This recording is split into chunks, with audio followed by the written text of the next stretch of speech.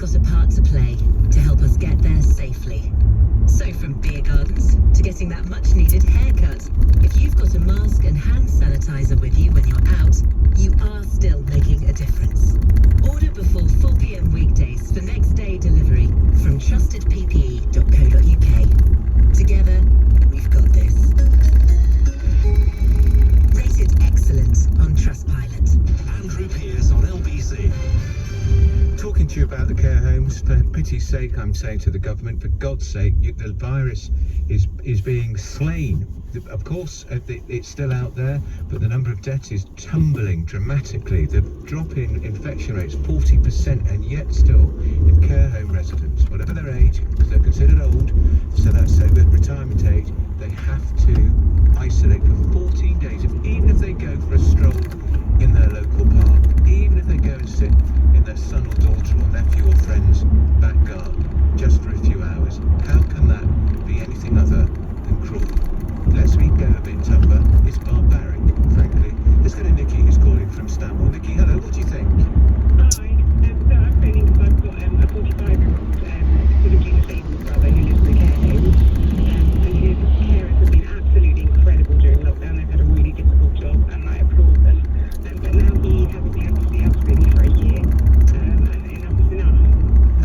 And how old is he, Nikki? 45? 45, yeah. So, we're talking about like elderly, but actually there's a lot of young people in care homes as well. Yeah. So he's physically disabled, is he? Yeah. But he's mentally fine, so he would relish coming out, visiting you, having a chat.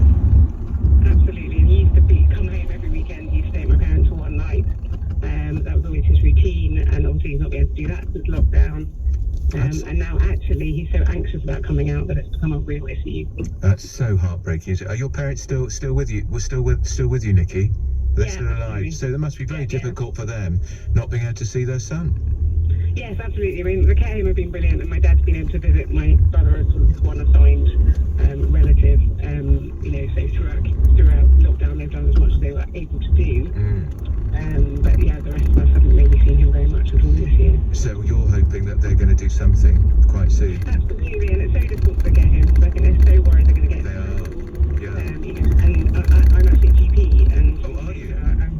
So I know exactly what's happened and what the risks were and everything. Yeah. But I just think they've all had 2 vaccines now, and actually the risk is only of the carers coming and going, which Yes. and so more so than us. And so your brother's has he had both vaccines? He has, yeah. Oh, for heaven's sake, it's ridiculous, isn't it? Yeah, I mean, I understand where they're coming from. They lost a lot of people last year. It was a disaster. It was, very, very difficult for everyone. But I think we just have to sort of trust the numbers and trust the vaccines now and help them to get back to life a little bit. Can I just ask you, Nikki, as a GP, are you still hearing much about any resistance to people having the vaccine, or is the take up pretty good in your with your patients, your part of the world? Yeah, I mean, the take-up's pretty good. I mean, I think that's fair. There's lots of work going on with the profession, parts of the community who are more reluctant. I don't know if we'll see that more in a young population, more resistance, but certainly most people I've spoken to have been happy to have it. Well, glad to hear that. And Nikki, best of luck with you and your brother. Only 45, so there we are. So you don't think about that, do you?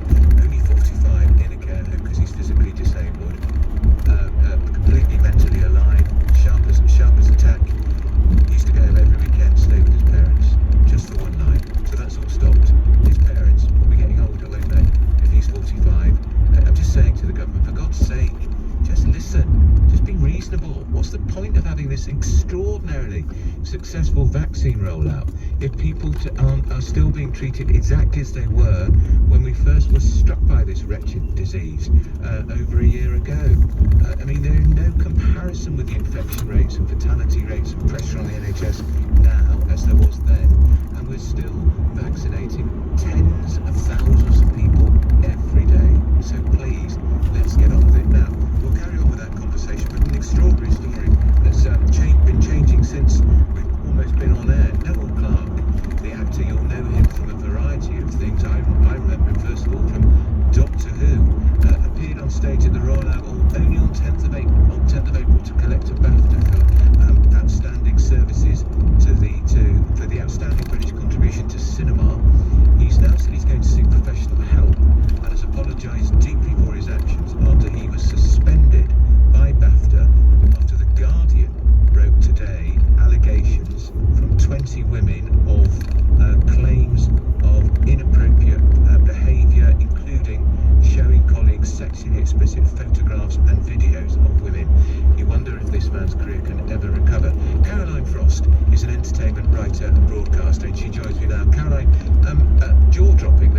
say. Who would have thought it? There he was on stage, just at the Albert Hall on 10th of April to collect his BAFTA. Looked self-assured.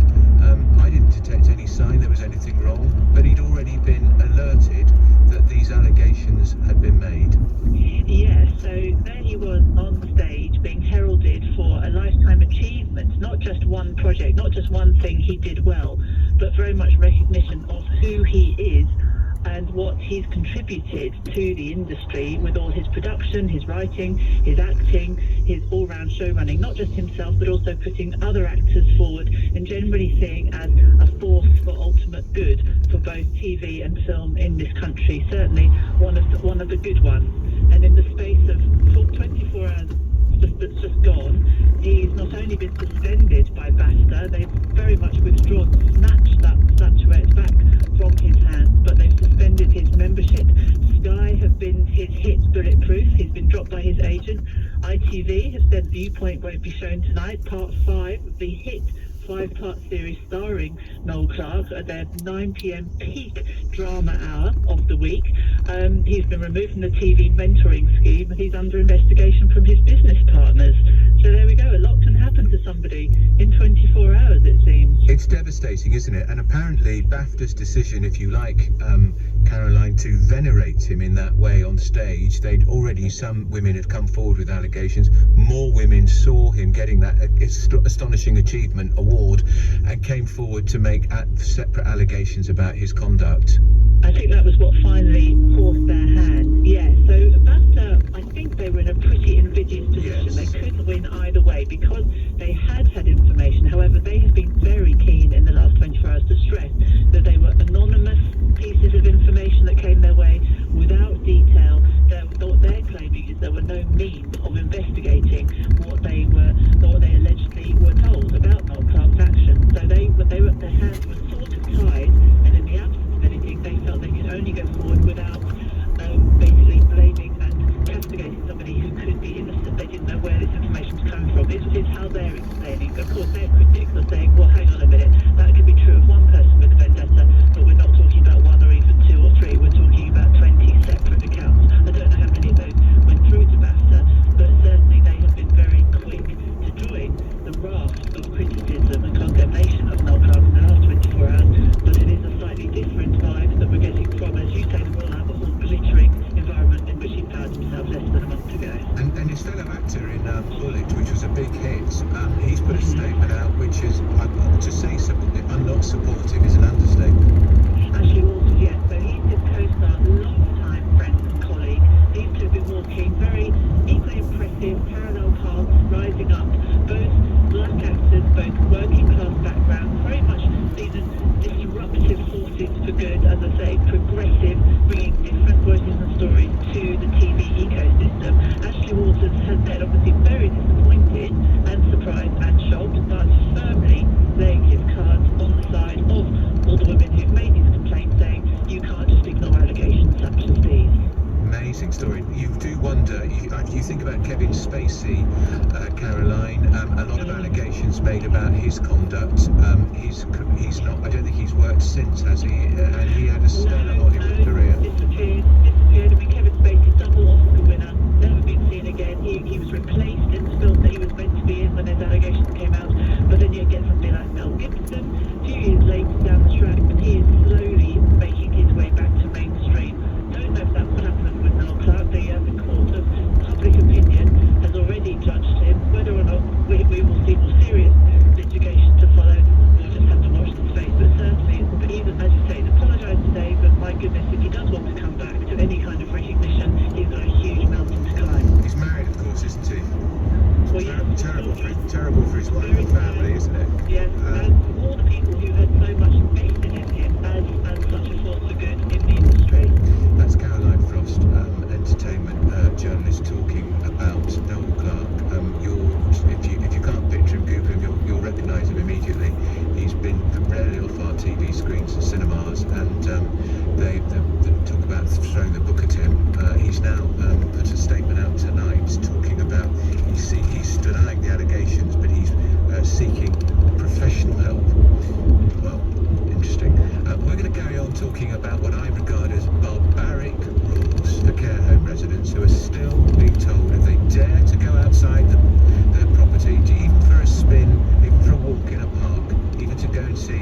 son or daughter, family, whatever, they have to isolate for 14 days in their own room. What the hell, ministers, is the point of having a successful vaccine rollout? What's the point of boasting today that infection rates are down 40% in 1 week? 14 deaths from COVID yesterday. That's all. It's going exactly in the right direction, but it isn't if you're in a care home. What's your view? Have you got someone in a care home? How difficult and stressful and upsetting is it, and has it been? 0345 60 60 973. Up to the headlines as well. We'll be carrying on with that conversation. Also talking about the Metropolitan Police officer who was in fact had been a member of a neo-Nazi group. Nobody noticed apparently the Metropolitan Police during his months and months of training. He's been jailed. The time is now coming up to 6:31. Headlines. Tim Humphrey. The number of coronavirus infections in England has dropped by 40% in a week. The Office for National Statistics estimates 1 in 1,010 people had it in the week to last Saturday. All the devolved nations have seen falls as well. A former police officer has been sentenced to more than 4 years in prison after he was convicted of belonging to a neo-Nazi terrorist group. Ben Hannum was sacked by the Metropolitan Police when his involvement with the far-right National Action came to light. Football clubs, players and governing bodies have started a boycott of social media in protest against online abuse and discrimination. They'll stay off the platforms until Monday night. FA President Prince William has added his support. The weather, further showers in the north tonight, mainly along coasts, clearer elsewhere, low -1. Leading Britain's conversation at the weekend, Rachel Johnson, The nanny state now investing every single nook and cranny of our daily lives. David Lammy, Of course we care about dodgy contracts. Of course we care about James Dyson having the Prime Minister on speed dial. Matt Fry. Are you getting more out of life now than you were before you were diagnosed with cancer? Yes, the simple pleasures in life that now give me the most enjoyment. Listen across the weekend live on Global Player. LBC. Hey Harry. Hello mate. Should I back the underdog or risk a few extra quid on the favourite? Listen, everyone knows that I like a bet, but if there's one thing I've learned over the years, it's this. No matter what the amount, no matter whether you're backing a player or buying a racehorse, your best bet is never to spend more than you can afford. That's why BetVictor's new affordability measures are specially designed to help you avoid ever spending beyond your means. Listen to Harry, please gamble responsibly. 18 plus, BeGambleAware. Everyone can now get free rapid COVID-19 tests twice a week. They show your results within 30 minutes. They also show you're doing what you can to protect your loved ones, your friends, your workmates. And that you want to keep life moving again. Around 1 in 3 people who have COVID-19 have no symptoms and are spreading it without knowing. That could be a friend, a relative, a workmate. It could even be you. Rapid tests are easy to get from nhs.uk/get tested. Let's take this next step safely. Get ready to celebrate outdoors by raising a glass with an award-winning bottle of Salsa Prosecco for only $4.99. Or try 3 new fruity flavours of Copperberg vodka for $17.99 each. Morrison's. Majority of stores subject to availability. Online varies. Also 75 centilitres was £6. Ends 3rd of May. Copperberg vodka 70 centilitres. Please drink responsibly. For savings on kitchen appliances, visit markselectrical.co.uk. Find selected SMEG retro fridge freezers reduced by up to £400 and traditional SMEG Victoria range cookers. Highly rated on Trustpilot and FIFA with free next day or weekend delivery available. Buy online or through our UK call centre now. Visit markselectrical.co.uk. Right. Where did you get your biscuits then? Oh, they're just there. In the cupboard with the big ugly scratch down the front. And the wonky handle. Under the one with the missing door. Kitchen causing you a little house embarrassment? At Wix, we'll create your dream kitchen from design to show off ready. Our kitchen showrooms are open and we're taking bookings for our free design service. To see our latest sale offers and to book your free kitchen design appointment, visit us in store or at wix.co.uk.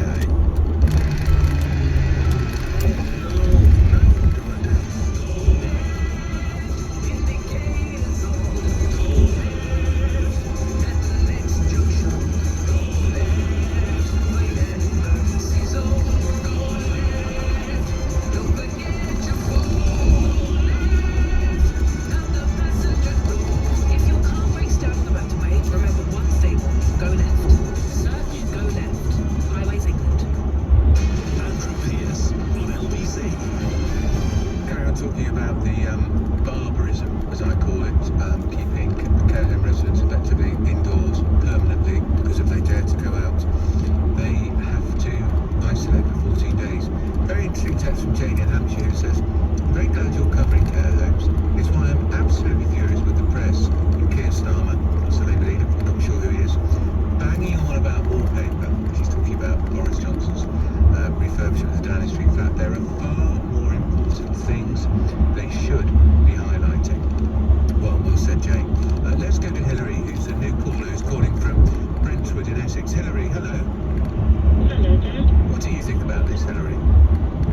Well, from personal experience, my lovely dad had dementia, and he had to go into care home. He was 92, and a brilliant dad, a brilliant man. And my mum was 89, or she is 89, and she just couldn't take care of him any longer. And so we don't live near my parents, unfortunately. They're in Suffolk. But I was up every weekend to go and visit my dad when he went into the care home. And of course, with lockdown, then nobody could visit. And then also, care homes were used for people with COVID to recuperate in, and the hospitals were really busy, so no one could go anywhere near his care home, and it was awful. He really suffered. He lost about 7 stone in weight. I honestly think he died from loneliness. He died 2 months ago. I'm so sorry, Hillary. It was just awful, and it was just such a sad situation. It was so cruel, and I think seeing, if I don't want to be mental, I think seeing my mother, they've been married for 70 years, so they've been married a really long It's a time. long time. It's just awful. And, there are all kinds of brilliant groups out there, like Rights for Residents, and we did a bit of client, sort of Twitter style, client style lobbying for Helen Motley to do something. That's the health minister, yeah. That's right. But hopefully, it just feels they've all been ignored, and it's so sad because it's so late now for so many people have lost their loved ones. That's the trouble, isn't it, Hillary? Because some of these people are very old, very vulnerable, and time is running out for them. If they can't go out, if they can't see people, they can't have visitors. That's absolutely right. And so I think also, as a daughter, I just feel so guilty that I couldn't be with him, Yeah. I got the phone call to say that they thought he was going to pass away. So, my mother was allowed in, and she got there far more quickly than I did. So I think I missed him by about 7 minutes, sadly. But it just, it's not what was happening there. It's just been the worst year ever. And what do you think about the fact ongoing now, Hillary? We've seen the great success of the COVID vaccine program, and yet they're still saying if you had taken your dad out last week, if he was still with us, even to take him for a nice walk around the park, when he got back, he'd have to isolate. Wouldn't be able to see you for 2 weeks, and he'd have to isolate in his room. So someone out there must have a heart, surely.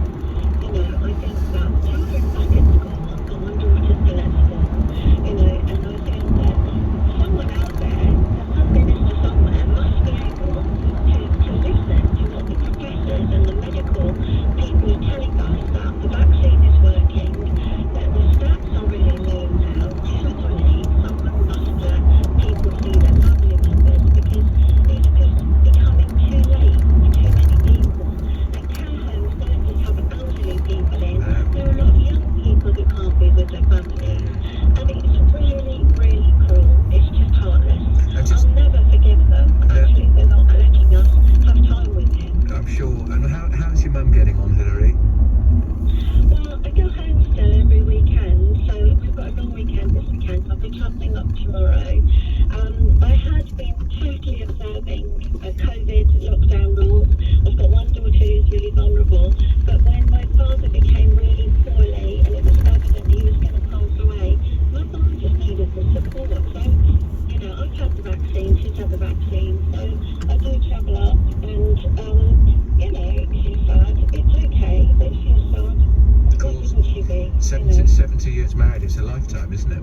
Yeah, I think she just feels guilty that she couldn't do more.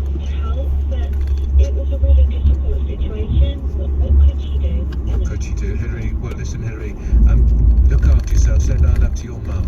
It's a very sad story. Henry, a new caller calling from Brentwood. Well, doesn't that sum it up? Doesn't that why it's saying the word I'm using? It is barbaric. For heaven's sake, what harm is there in taking somebody in a care home? Maybe the other caller's 45-year-old disabled brother, or 72-year-old or 92-year-old dad or aunt or whatever it is, take him for a walk in the park, and then they have to and not have to self-isolate for 14 days. They have to isolate for longer than someone who flies into Britain from India. In India, in the last 24 hours, 386,000 cases of COVID were identified. 386,000, another all-time high. They're setting an all-time high every day this week. There was an astonishing photograph in all the papers today of a young man on his motorbike, not wearing a crash helmet, with an older Indian woman holding on to him, and a passenger on the pillion seat holding on to her. And it transpired that was a young man taking his mother, who was dead, to try and find a crematorium. It's an astonishing catastrophe is unfolding in India, and yet people can fly into this country and then isolate in a hotel from India for 10 days, and somebody who's in a care home can't go for a walk in the park and not have to isolate for much longer, 14 days. Where is the common sense in that? Answer, there is none. What do you think? 0345 6060 973. Now, earlier in the day, you'd have heard about the Metropolitan Police Officer, Benjamin Hammond, who was convicted of being part of a banned neo-Nazi terrorist group. He's been jailed. Hammond was found guilty on April the 1st of membership of the extreme right group National Action, which he left before joining the Met. LBC senior reporter Matthew Thompson has more. At the start of this month, Benjamin Hammond became the first ever British police officer to be convicted of a terror offence. He's now been sentenced to 4 years and 4 months in prison for membership of the far-right extremist group National Action. He was also convicted of fraud over lies on his police application and for possessing documents useful to a terrorist. The fraud involved earning £66,000 from the Met after he joined in 2018. And the documents included a knife-fighting guide and a manual written by Anders Behring Breivik, who is, of course, the man responsible for murdering 77 people, including children, in Norway back in 2011. Hammond had worked as a probationary officer for the Met for nearly 2 years before his name appeared on a leaked database of users of the extreme right-wing forum Iron March. He was then investigated and subsequently arrested. And as his trial was coming to a close, Hammond also pleaded guilty to possessing a prohibited image of a child. At the sentencing, it was disclosed that this related to a series of 12 anime-style drawings of the same girl, who appeared to be 8 or 9 years old, engaged in sexual acts. Some of those images showed the child in states of distress, being raped by an adult male. Hammond was sacked last week by the Metropolitan Police for gross misconduct. Judge Anthony Leonard QC said the offences were so serious that only a custodial term was appropriate. He said the nature of some of the anti-Semitic material that Hammond had possessed was horrible and deeply troubling. And Hammond is autistic. The judge said that he had no doubt your autism played a part in your offending, and he finished that in committing fraud, the defendant had abused the trust of the police and the public and harmed public trust in the police. That's LBC senior reporter Matthew Thompson on the quite astonishing case of Benjamin Hammond. Do they do due diligence anymore, the Metropolitan Police? Wouldn't you check somebody out? If the Metropolitan Police can't detect that somebody who's a recruit have been a member of a neo-Nazi group, what hope? I mean, for heaven's sake, there was stuff on the internet of him behaving like a fascist.